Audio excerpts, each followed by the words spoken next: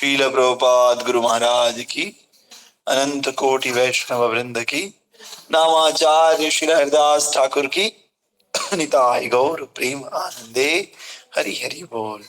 तो आज हम श्रीमद् भागवतम पहले स्कंद पढ़ रहे हैं। पहले स्कंद का 14 चैप्टर, 14 का भी 8 श्लोक, भगवान श्री कृष्ण का अंतर ध्यान होना। और इसमें श्लोक संख्या 8 है, इस प्रकार से है।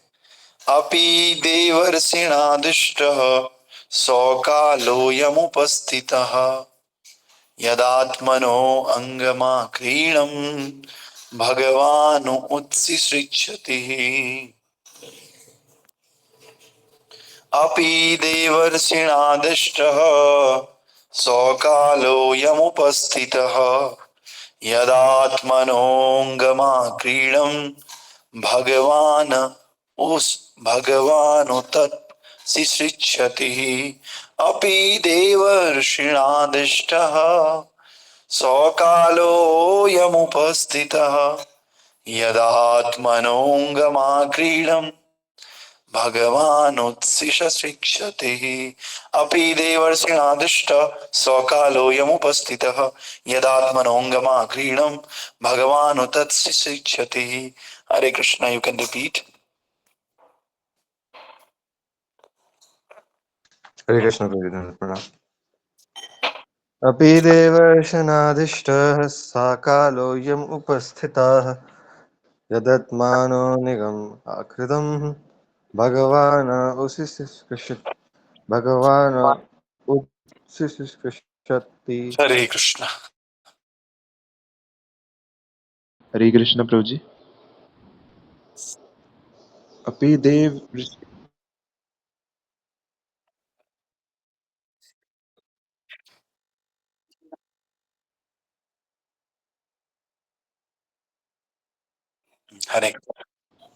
हरे कृष्ण प्रभु जी।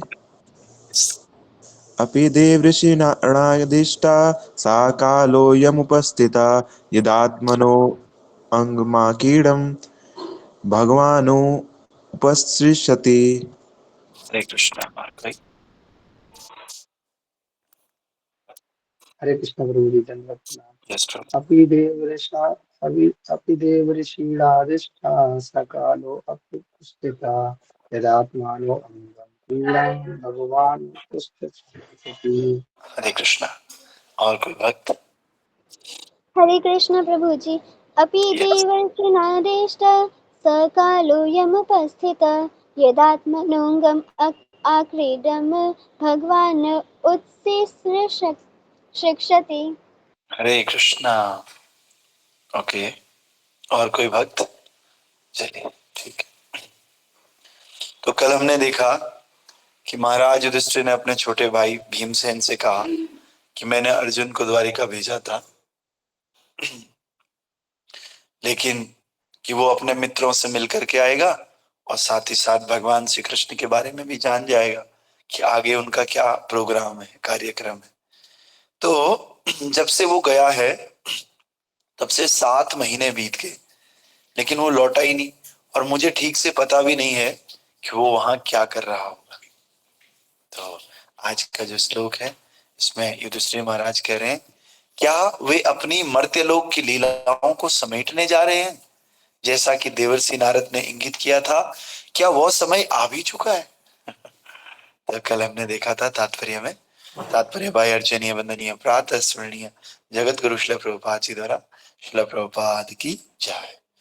तो हमने भगवत गीता में देखा था कि भगवान क्या बता रहे हैं कि जब धर्म का पतन होता है और अधर्म बढ़ने लगता है तो मैं अवतरित होता हूँ। दूसरा, अपने भक्तों का उद्धार करने के लिए और दुष्टों का विनाश करने के लिए और धर्म के सिद्धांतों की दोबारा से स्थापना करने के लिए मैं हर युग में प्रकट होता हूँ, ऐसा भगवान भगवत गीता में कहते हैं। तो भगवत गीता के 3 अध्याय के 24वें श्लोक में भगवान कहते हैं, यदि मैं कर्म नहीं करूं तो सभी मनुष्य कुपथगामी हो जाएंगे, तब मैं अवांछित जन समुदाय वर्ण संकर को उत्पन्न करने का कारण बनूंगा और इस प्रकार संपूर्ण प्राणियों की शांति का विनाश करता बनूंगा। ये श्रीमद् भगवत गीता में कहते हैं। तो भगवान कहते हैं कि तीनों लोगों में मेरे को कोई काम नहीं है, लेकिन फिर भी मुझे काम करना है। क्यों? क्योंकि यत यत एवेतरो जना, कि जैसे जैसे बड़े लोग करते हैं और सारे लोग उनका अनुसरण करते हैं, तो अगर मैं काम नहीं करूंगा सारी दुनिया तो मुझे फॉलो करती है, तो सब लोग सोचेंगे कृष्णा तो काम ही नहीं करते, हम भी क्यों करें। तो इसलिए सारे लोग आलसी हो जाएंगे, अवांछित हो जाएंगे, कुपथगामी हो जाएंगे। इसलिए मैं काम करता हूं, जबकि पूरे तीनों लोगों में मेरे लिए कोई काम नहीं है। फिर भी इस प्रकार संपूर्ण प्राणियों की शांति का विनाश करता बन जाऊंगा। मैं खुद ही ऐसा आचरण करके पूरी मानव जाति के लिए अशांति का कारण बन जाऊंगा। तो आइए इसके आगे भगवान भगवत गीता के तीसरे चैप्टर के 21वें श्लोक में कह रहे हैं, यही जो मैं बता रहा था, महापुरुष जो जो आचरण करता, हाँ याद आ गया, यद यद आचरति श्रेष्ठे तत्तत एवे तरोजना। जैसा जैसा महापुरुष आचरण करता है, सामान्य मनुष्य उसी का ही अनुसरण करते हैं।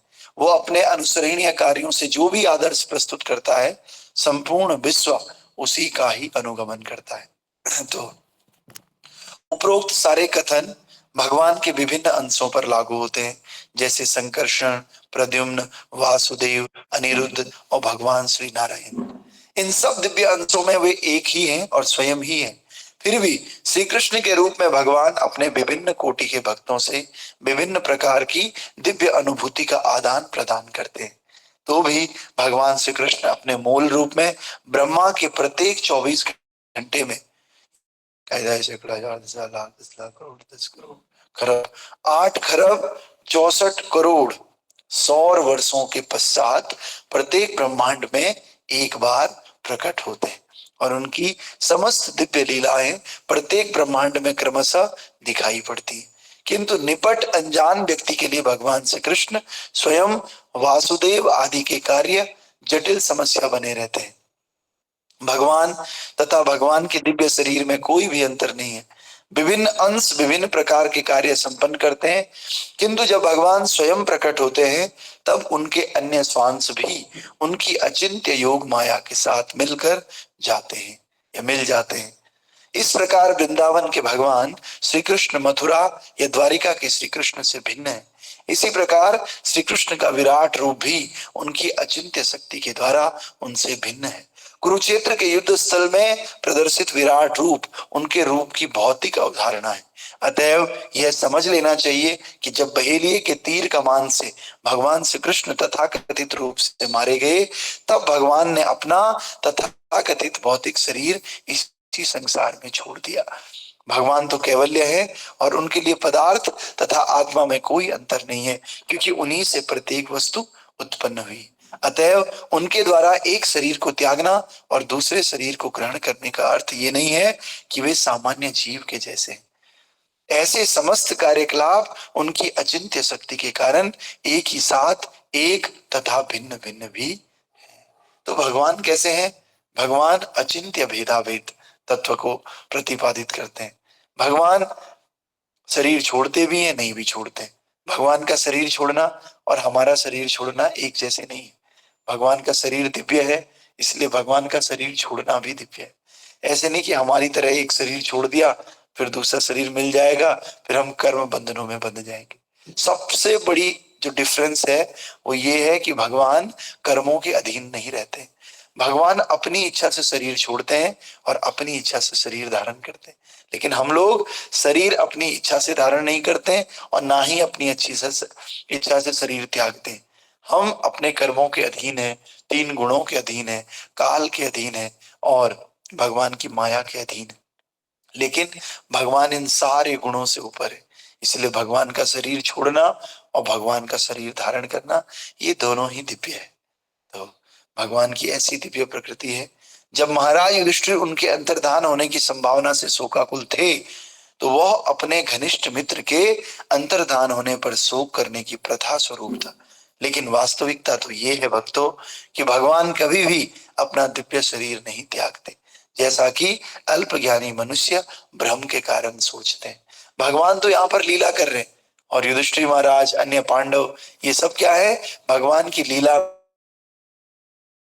में उनकी कर है, उनके पार्षद है, तो वो भी एक्टिंग करते हैं। जैसे भगवान एक्टिंग करते हैं ना, वो भी एक्टिंग करते हैं। भगवान बच्चा बन जाते हैं, भगवान रोने लग जाते हैं, कभी कभी भगवान लीला के लिए दुष्टों से हार जाते हैं कि भाई मैं एक सिंपल मनुष्य हूं। इसी प्रकार से भगवान के परिकर भी जो भगवान को समझते हैं, अंदर से जानते हैं, एक तरह से एक ट्रेडिशन को फॉलो कर रहे हैं कि भाई भगवान उनके घनिष्ठ मित्र हैं और मित्र इस संसार से चले गए, तो अब मुझे रोना आ रहा है, मैं शोक में चले गया हूं। वास्तव में भगवान के पार्षद इस बात को अच्छे से जानते हैं कि भगवान का शरीर तो नित्य है और चिन्मयानंद है, चिदानंद है भगवान का शरीर। भगवान तो अपना शरीर छोड़ते ही नहीं, तो शोक करने की कोई आवश्यकता ही नहीं। लेकिन दूसरों को दिखाने के लिए, लीला करने के लिए, लीला की दृष्टि के लिए भगवान के परिकर ऐसा शोक व्यक्त करते हैं युधिष्ठिर महाराज। और भगवत गीता में स्वयं भगवान ने ऐसे अल्पज्ञों की भर्त्सना की है और उन्हें मूढ़ कहा है। भगवान के देह त्याग का अर्थ ये हुआ कि उन्होंने पुनः अपने अंशों को अपने अपने दिव्य धामों में छोड़ दिया, जिस प्रकार इस संसार में उन्होंने अपना विराट रूप छोड़ा था। तो होता क्या है, भगवान जब इस तरह धाम में आते हैं ना, तो साथ ही भगवान के साथ साथ उनके अंश भी उनके साथ मिल जाते हैं। लेकिन भगवान जब वापस जाते हैं तो अपने अंशों को अलग अलग जगह छोड़ देते हैं। तो अपने अंशों को अलग अलग अपने दिव्य धामों में छोड़ना, यही उनका शरीर छोड़ना कहलाता है। हमारा शरीर छोड़ना क्या है, एक शरीर छूट गया, अब हम दूसरी योनि में जाएंगे कर्मों के अधीन होकर के, और हमें भी पता नहीं रहता। लेकिन भगवान का शरीर छोड़ना क्या है, सारे दिव्य दिव्य धामों से भगवान के अंश उनके साथ मिल जाते हैं जब भगवान का अवतार होता है। लेकिन जब ये सारे अंश अपने अपने दिव्य धामों को जाते हैं, भगवान के पार्षद भी अपने अपने धामों को जाते हैं, तो इसको भगवान के शरीर छोड़ना कहते हैं। ये बहुत ही दिव्य क्रिया है, जबकि हमारा शरीर छोड़ना दिव्य क्रिया नहीं है। क्यों? पता नहीं किस लोक में जाएंगे, पता नहीं नरक जाएंगे, ये इस पृथ्वी पे दोबारा आएंगे, ये जानवर बनेंगे, क्या बनेंगे, वी डोंट नो। इसीलिए हमारा शरीर छोड़ना दिव्य नहीं है। हमारा शरीर छोड़ना मतलब शोक करना, रोना, पता नहीं कहाँ गए होंगे कर्मों के अधीन होकर के। लेकिन जब कोई शुद्ध भक्त शरीर छोड़ता है या भगवान यहाँ से चले जाते हैं, तो दोनों क्रियाएं बड़ी दिव्य है। और भक्त चले जाते हैं, भक्त इसलिए रोते हैं कि भाई भगवान का हमें सानिध्य मिल रहा था, अब वो नहीं मिलेगा, भक्तों का सानिध्य मिल रहा था, अब वो नहीं मिलेगा। लेकिन वास्तव में रोने जैसी कोई बात है नहीं, शोक करने जैसी कोई बात है नहीं, क्योंकि भगवान का दिव्य शरीर कभी खत्म होता नहीं है, और भगवान के जो भक्त हैं वो भी कभी मरते नहीं है। वो हमेशा इस संसार में उनकी दिव्य कथाओं के रूप में, उनके दिव्य ग्रंथों के रूप में और उनके भक्तों के रूप में जिंदा रहते हैं। इसीलिए हमें इन दोनों पे फेस्टिवल मनाना होता है। जब वैष्णव इस संसार से जाते हैं तब भी हम फेस्टिवल मनाते हैं, और जब भगवान इस संसार में आते जाते हैं तब भी हम फेस्टिवल मनाते हैं। तो ग्रंथराज श्रीमद् भागवत महापुराण की जय, श्रील प्रभुपाद गुरु महाराज की जय, अनंत कोटि वैष्णव वृंद की जय, निताय गौर प्रेमानंदे, हरि हरि बोल। यस प्रभु जी। हरे कृष्ण प्रभु जी, नमस्कार।